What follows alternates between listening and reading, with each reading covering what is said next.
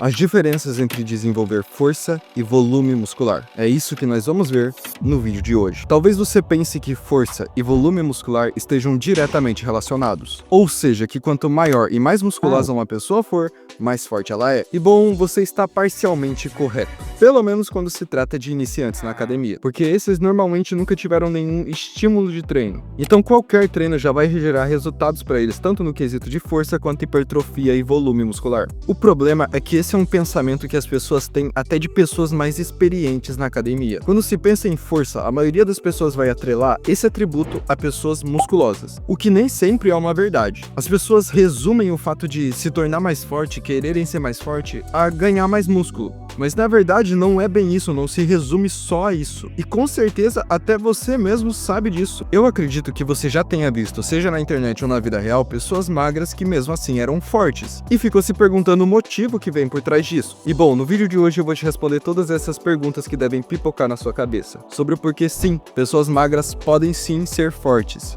Tudo vai estar no vídeo de hoje. Você vai ver qual a diferença entre desenvolver força e desenvolver volume muscular. Vamos começar pelo desenvolvimento de força. A criação da sua força deriva principalmente da produção de novas proteínas contráteis. Elas são chamadas de actina e miosina. Essas proteínas contráteis aumentam a contração total que o seu músculo pode fazer. A criação dessas proteínas contráteis é feita através de treino e um bom consumo de nutrientes, principalmente o consumo adequado de proteína. Já que você quer construir novas proteínas contráteis no seu corpo, é óbvio, é mais do que óbvio que você vai precisar consumir mais proteína. A proteína vai ser o material que seu corpo vai utilizar para construir proteína contrátil dentro do seu músculo. E o treino não vai ser nada mais nada menos que o estímulo que vai influenciar seu corpo a usar a proteína para esse objetivo, criar mais proteína contrátil. Outro ponto que vai aumentar sua força é praticar mais a atividade que você está querendo ficar mais forte. Primeiro você tem que entender que o corpo humano se adapta a padrões de movimento. O nosso corpo faz isso através do nosso sistema nervoso central.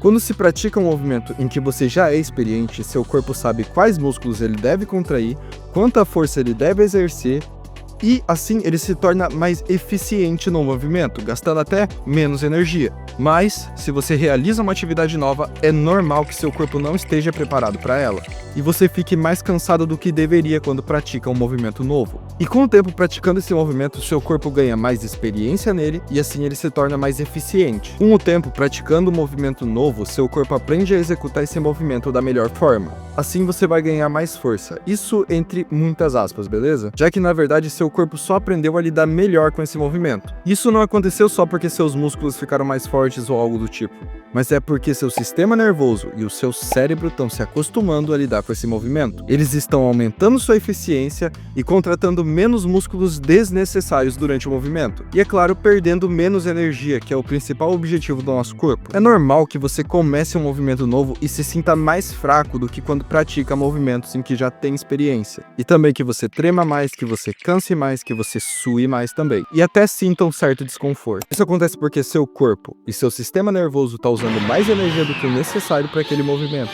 Já que é um movimento novo, ele ainda não sabe como executar da melhor forma. Mas conforme você vai ficando mais experiente naquele movimento, o seu sistema nervoso vai aprendendo a executar de uma forma mais eficiente, assim ele vai contratar menos músculos desnecessários, fazendo você gastar menos energia desnecessária, e com isso você vai sentir menos desconforto, vai suar menos e vai cansar menos. O tempo para se acostumar a cada movimento é muito variável. Depende da complexidade do movimento e da quantidade de músculos que estão sendo utilizados. Então, eu não vou te dar um tempo certo, apenas tenha em mente que você vai demorar um tempo praticando esse movimento para ter mais experiência nele e lidar melhor e aplicar mais força nesse movimento. Mas o lado bom é que existe uma certa transferência de aprendizado entre movimentos, que vão acelerar o processo de aprendizado pelo sistema nervoso. Por exemplo, alguém que faz agachamento, sempre faz agachamento na academia e vai experimentar um leg press, vai ter muito mais facilidade para aprender o movimento do leg press do que alguém que nunca pisou numa academia e nunca fez exercício na vida. Isso porque no caso da primeira pessoa que fazia agachamento todo dia na academia,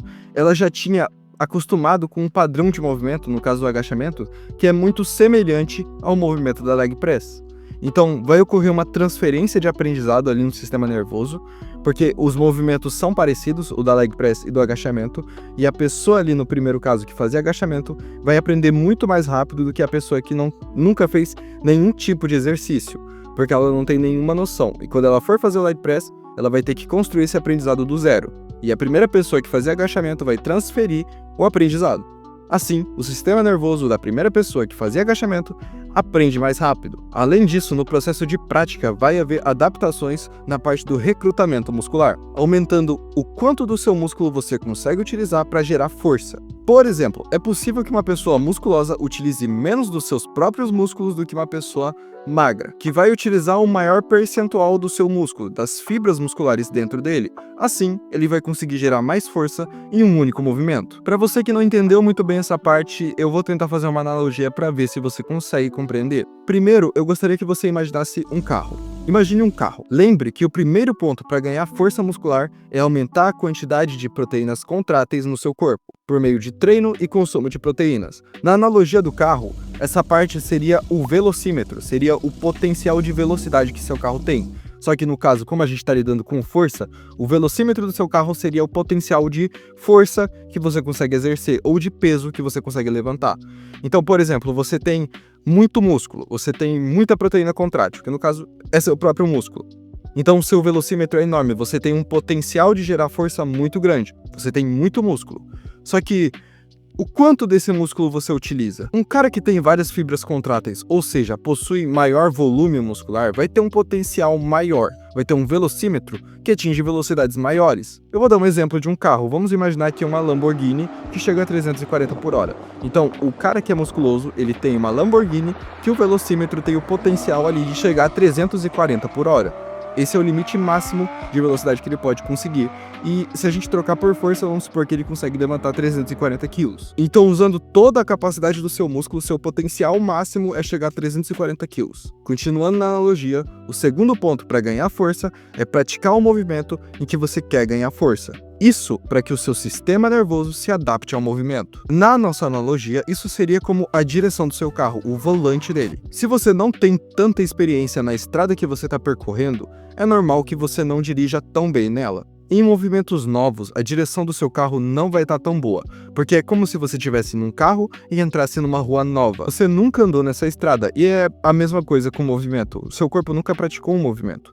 Então é normal que ele não consiga exercer tanta força nesse movimento novo, porque ele está aprendendo, assim como você não vai acelerar tanto nessas ruas, porque você desconhece elas. E voltando, como a gente está lidando com o corpo, a direção do nosso carro seria também a adaptação do nosso corpo ao movimento. E por último, temos a adaptação do recrutamento muscular, que vai fazer você utilizar mais dos seus músculos, porque nem sempre você usa 100% da capacidade de força que seus músculos têm. E na verdade, isso é bem incomum de acontecer. Nem mesmo os superatletas conseguiriam usar 100% da capacidade dos músculos. Isso porque o nosso corpo tem um sistema de segurança para que a gente não use 100% das nossas capacidades.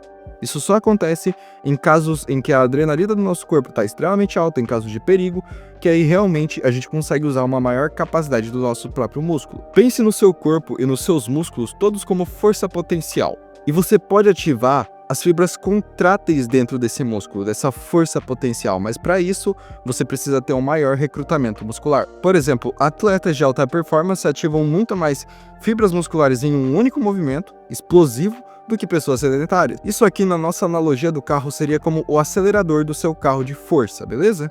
É o quanto do seu motor você utiliza, seu velocímetro, a quantidade dos seus músculos é a velocidade máxima, ou seja, eu tenho X quilos de músculo, é minha velocidade máxima, é o tanto de força máxima que eu consigo executar, e o meu acelerador seria o recrutamento muscular. Eu tenho, por exemplo, ali a Lamborghini 340 por hora, mas eu chego até o final do acelerador, eu uso 100% do meu músculo. E tá aí a resposta sobre por que pessoas musculosas podem ser mais fracas que pessoas magras, porque elas não atingem o limite do velocímetro, ou seja, não atingem a maior parte, o maior potencial dos próprios músculos. Imagine um cara lotado de fibras contráteis pelo corpo, muito músculo, muito mesmo. Mas ele tá em um movimento novo, e ele nunca treinou para ganhar força, nunca fez uma periodização para ganhar força. Logo, ele tem menos recrutamento muscular. Ou seja, o cérebro dele não ativa um grande percentual de fibras musculares em um único movimento. Não tem essa capacidade de recrutamento tão grande, porque isso é uma coisa treinável. Na nossa analogia, é como se ele tivesse um puta potencial, porque ele tem muito músculo. Ele é uma Lamborghini que pode chegar a 340 por hora, mas ele é um cara que tá perdido numa estrada nova, ou seja, ele tá num movimento novo que ele nunca fez, e o acelerador dele é fraco, ele pisa e chega a 40 por hora. Por quê? Porque ele não usa a capacidade máxima daqueles músculos. Ele tem muito músculo, mas ele tem um recrutamento muscular baixo, ou seja, o acelerador dele é fraco, ele chega no máximo, sei lá, 40 por hora. Mas se esse cara treinasse para ganho de força e aprendesse aquele movimento, ele poderia aumentar o quanto ele recruta dos próprios músculos e melhorar a eficiência no movimento. Ele ia ficar muito mais forte. Então, por exemplo, se ele usasse 100% dos músculos, o que não é real, tá? Você pode ser um puta atleta e você não vai usar 100%, mas vamos supor que isso fosse possível. Ele ia chegar ao limite máximo do potencial dele. Ele ia usar tudo que os músculos dele têm a entregar de força, o que daria uma força absurda. E ainda mais que ele estaria experiente no movimento, o corpo dele aproveitaria melhor a energia dele para fazer o movimento da melhor forma. Então, para resumir aqui toda a analogia, beleza? A quantidade de fibras contráteis que você tem, ou no caso a quantidade de músculos que você tem, é o seu potencial de força, é o quanto você pode ficar forte ou o quanto de peso você pode levantar. É apenas um potencial. Quanto mais experiente você for em um movimento, menos energia você gasta nele e mais força você pode aplicar nele. E terceiro, quanto maior o seu recrutamento muscular, maior é a sua força de fato, maior é o seu acelerador. Ou seja, não adianta você ter um puta potencial e ter um recrutamento muscular muito baixo, porque você tem a capacidade, você tem um físico, um corpo musculoso que consegue levantar um peso muito alto. Mas como você não tem um recrutamento, uma ativação da maioria desses músculos alta, você vai carregar um peso leve. Então é isso, sua quantidade de músculos é seu potencial, a sua experiência no movimento vai tornar o seu corpo mais eficiente no movimento, vai economizar energia e aplicar mais força. E terceiro, o seu recrutamento de fibras vai ser de fato a sua força. Não vai ser potencial, vai ser realmente força bruta. E é nisso que você tem que focar. Recrutamento muscular. Isso você faz através de um treino de força. E eu vou explicar isso mais adiante no vídeo. Mas antes de ir além no vídeo, eu quero falar também sobre a biomecânica, que também vai aumentar a sua força ou te atrapalhar em certos movimentos. A biomecânica basicamente fala sobre como a estrutura do seu corpo afeta a mecânica dos exercícios. Isso é todo um estudo para tanto desenvolver aparelhos na academia e etc. Aqui eu vou dar só um resuminho mais raso, beleza? A biomecânica, de acordo com a estrutura do seu corpo, você vai ter mais facilidade em certos movimentos e mais dificuldades em certos outros, entendeu? Dependendo do tamanho do seu tronco, você vai ter facilidade em alguma coisa, dependendo